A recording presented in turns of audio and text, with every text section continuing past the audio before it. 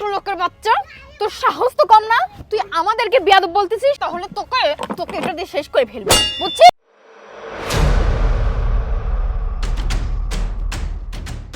এই জুতা পালিশ করে কত? আমাদের দুইজনের জুতাগুলো ভালো করে পরিষ্কার করে দিতে হবে। বল কত নিবি বল। আপা, জুতা পালিশ করা এক জোড়া 30 টাকা, তা আপনাদের 2 জোড়া 60 টাকা। ঠিক আছে, আপনারা 50 টাকা দিয়ে। আচ্ছা ঠিক আছে, আমার জুতাগুলো সুন্দর করে পালিশ করে দে, আবার নষ্ট করিস না কিন্তু, বলে দিলাম। এই নে।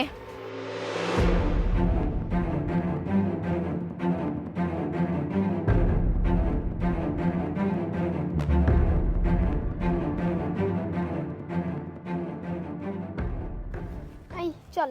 চল। আপা,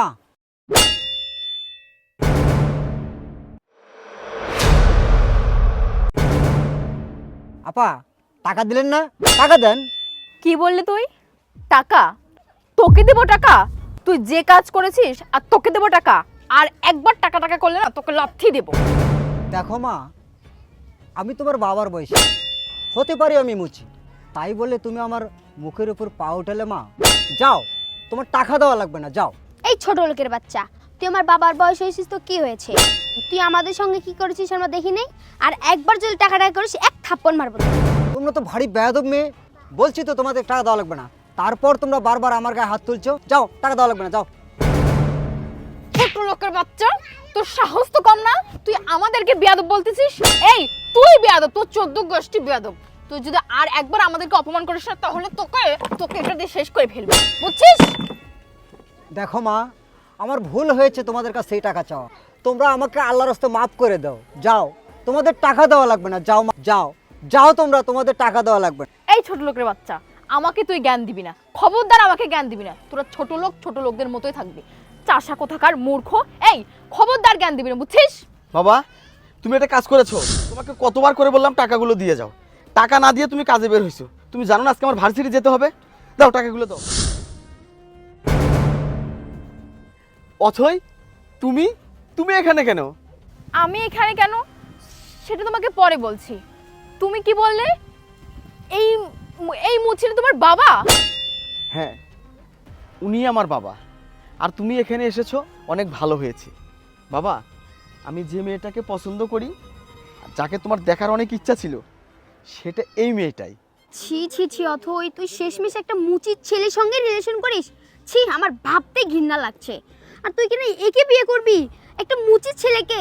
ছি, তোর রুচিবোধ এত খারাপ রে। এই তুই আর আমাকে লজ্জা দিস না তো, তুই চুপ থাক। এই বেঈমানটার সঙ্গে আমি কথা বলছি। রিপন, তুমি তো একদিনও আমাকে বলো নাই তোমার বাবা একজন মুচি, আর তুমি মুচির সন্তান, তুমি আমাকে মিথ্যা বলেছো। দেখো তুই, তুমি আর একবারও আমার বাবা সম্পর্কে আজে বাজে কথা বলবে না। হ্যাঁ, আমার বাবা মুচি, এটা আমার গর্ব যে আমার বাবা একজন মুচি। আর তোমাকে আমি অনেকবার বোঝানোর চেষ্টা করেছি, অনেকবার বোঝাতে চেয়েছি, বলতে চেয়েছি, কিন্তু তুমি আমার কোনো কথা শোনোনি, কোনো কথা শোনার সময়ও দাওনি। এই চুপ, আর একটা কথা বলবি না তুই। এখন থেকে তোর সাথে আমার সমস্ত সম্পর্ক ব্রেকআপ, কারণ তোর মতো মুচির ছেলের সাথে আমার কোনো সম্পর্ক থাকতে পারে না। এই মেয়ে, তুমি তো ভালোবেসেছো আমার ছেলেকে দেখিয়ে, আমাকে দেখিয়ে তো আর ভালোবাসোনি। হতে পারি আমি মুচি, আমার ছেলে তো আর মুচি নয়, সে একজন ভালো শিক্ষিত লোক। চুপ ছোট লোকের বাচ্চা, আর একটা কথা বলবি না তুই। একটু আগে তোকে লাথি মারতে চেয়েছিলাম না, আর একটা যদি কথা বলিস না তাহলে তোদের বাপ ছেলেকে দুটাকেই লাথাবো। আর খুব বিয়ে করার শখ তোর, তাই না? বিয়ে করা তো দূরের কথা, তোর মতো মুচির বাচ্চাকে দিয়ে আমি আমার জুতোটাও পালিশ করাবো না, বুঝছিস?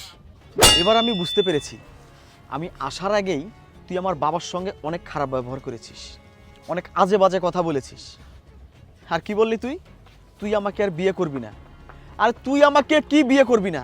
আমি এই মুচির ছেলে তোকে আর বিয়ে করবে না। আজ এখন এই মুহূর্ত থেকে তোর সঙ্গে আমার সমস্ত সম্পর্ক এখানেই ব্রেকআপ। এই শুন, তোকে আর একটা খুশির সংবাদ দেই। 43তম BCS এর প্রশাসনিক ক্যাডার এই মুচির ছেলেটা। কি এখন তোর আফসোস হচ্ছে না? কেন তুই এত বড় সুযোগ হাতছাড়া করলি? আরে তোকে তোকে কি বলবো আমি, তোকে বিয়ে করা তো দূরের কথা। আরে যে মানুষ মানুষকে সম্মান দিতে জানে না, যে মানুষ কর্মকে সম্মান দিতে জানে না, তাকে করব আমি বিয়ে? আরে যে মানুষ পিতার সমতুল্য একজন মানুষকে সম্মান দিতে জানে না, ন্যূনতম ভদ্রতা যার ভিতরে নেই, তাকে করব আমি বিয়ে? অসম্ভব। তোর মতো বেয়াদব মেয়েকে আমি আর বিয়ে করব না। আউট আউট, যা। যা এখান থেকে। আর তোমাকে বলছি, তোমাকে আমি কতদিন বলেছি তুমি এই পেশাটা বাদ দাও, এই পেশাটা বাদ দাও। তোমার এই পেশার জন্য কত জায়গায় আমার কত কথা শুনতে হয় তুমি জানো? জানো তুমি? তুমি এটাও জানো না বাবা, এই সমাজে চোর ডাকাত ছ্যাচরের মূল্য আছে। যারা খেটে খায়, যারা রক্ত পানি করে ইনকাম করে, তাদের এই সমাজে কোনো দাম নেই। তোমাকে আর আমি কিচ্ছু বলবো না, থাকো তুমি তোমার পেশা নিয়ে, আমি চললাম। বাবা বাবা দাঁড়াও দাঁড়াও।